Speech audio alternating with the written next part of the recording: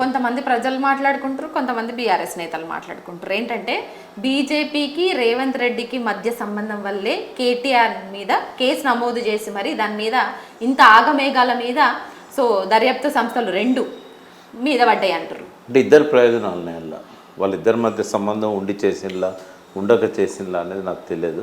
But ఇద్దరి ప్రయోజనాలు కూడా ఉన్నాయి.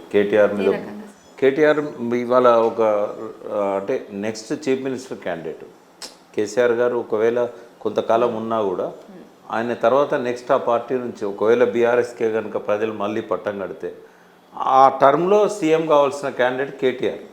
మీరు అన్న ప్రకారం జైలుకి వెళ్ళిన వాళ్ళందరూ ముఖ్యమంత్రులు అంటారు. మరి ఆ లిస్టులో కవిత, ఎమ్మెల్సీ కవిత కూడా ఉన్నట్టే ఉంటారు. బట్ నేను అనేది ఏంటంటే కేటీఆర్కి ఆపర్చునిటీ ఎక్కువ ఉంటుంది కాబట్టి. ఎందుకంటే ఆయన మంత్రి అయ్యిండు, 10 ఏళ్ళు మంత్రిగా ఉన్నాడు, వేరు శాఖలను పోషించిండు, ప్రజల అభిమానాన్ని పొందిండు, రాష్ట్రాన్ని డెవలప్ చేశాడు.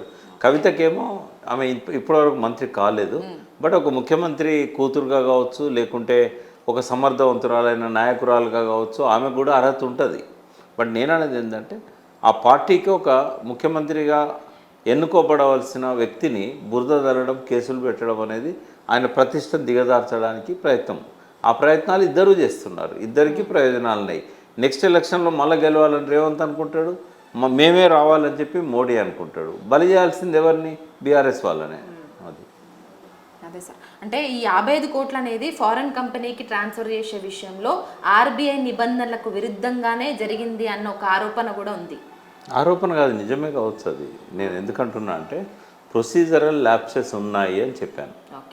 నేనే కాదు, హరీష్ రావు గారు కూడా మీ మీడియా మీటింగ్లో చెప్పాడు. ప్రొసీజరల్ ల్యాప్సెస్ ఉంటే ఉండవచ్చు అని అన్నాడు. ప్రొసీజరల్ ల్యాప్సెస్ ఉంటే దాంట్లో ఎట్లుంటుంది సార్? అంటే ఒకవేళ ప్రొసీజర్ ల్యాప్స్ ఉంటే నెక్స్ట్ ఏంటి ఉంటుంది? అవినీతి ఉందా లేదా అనేది ఎంక్వైరీ చేయాలి. ఎందుకోసం ప్రొసీజరల్ ల్యాప్స్ అయింది అంటే ఆ రోజున్న అత్యవసరంగా చేయాల్సిన అవసరం వచ్చింది కాబట్టి చేశాను అని. ఇవన్నీ అయ్యే వరకు ఆలస్యం అవుతుంది, మనకు వచ్చిన ఆపర్చునిటీ పోతుంది. దాన్ని కూడా దృష్టిలో పెట్టుకోవాలి. ఇప్పుడు ఉదాహరణకు ఒక మిత్రుడు ఎవరైనా యాక్సిడెంట్లో గాయపడతాడు బాగా, ముందు ఆయన ప్రాణాలు కాపాడాలన్నా డాక్టర్స్, లేకుంటే మీరు పోలీస్ స్టేషన్ పోయి ఎఫ్ఐఆర్ రిజిస్టర్ చేసుకొని రాలని చెప్పాను. వెనకడ చేసేటోళ్ళు. ఈ సుప్రీంకోర్టు డైరెక్షన్ ఇచ్చిన తర్వాత, హైకోర్టులు డైరెక్షన్లు ఇచ్చిన తర్వాత ఇప్పుడు అవసరం లేదు, ముందు ప్రాణాలు కాపాడాలి, తర్వాత యాక్సిడెంట్ సంగతి తర్వాత చూద్దాము. అయితే ఇక్కడ కూడా ఏంటంటే అది అత్యవసరంగా లాస్ట్ మినిట్లో డ్రాప్ కావడం వల్ల అది వరకు ఉన్న గ్రీన్కో కంపెనీ దాన్ని నడిపించడం ముఖ్యం కాబట్టి ఇన్ టైంలో వాళ్ళకి డబ్బులు ఇవ్వాలి కాబట్టి ఈ ప్రొసీజర్ ల్యాప్సెస్ జరిగి ఉండొచ్చు అని నేను అనుకుంటున్నాను.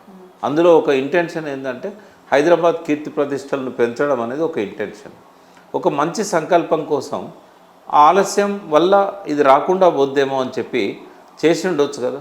55 కోట్లు సో ఫారెన్ కంపెనీకి లావాదేవీల చెల్లింపుల విషయంలో తన ప్రమేయం ఏమి లేదంటూ కేటీఆర్ హైకోర్టుకి చెప్పినారు కదా సార్. ఎట్లుంటుందమ్మా ప్రమేయం? సెక్రటరీది ఉంటుంది ప్రమేయం, ఆయనది ఏముంటుంది? ఆయనకు ఒక సంకల్పం ఉంది, అది సెక్రటరీకి చెప్తాడు. ప్రొసీజర్ పర్మిట్ చేస్తుందా లేదా, ఏమేమి పర్మిషన్లు తీసుకోవాలి, ఇదంతా ఎవరి బాధ్యత? సెక్రటరీ బాధ్యత. కాబట్టి ఇక్కడ ఏదైనా శిక్ష పడ్డా బలైనా అరవింద్ కుమార్ అయితే సెక్రటరీ. ప్రొసీజర్ ల్యాప్సెస్ ఉంటే సెక్రటరీది బాధ్యత, తీసుకున్న నిర్ణయం తప్పైతే మంత్రిది బాధ్యత అవుతుంది.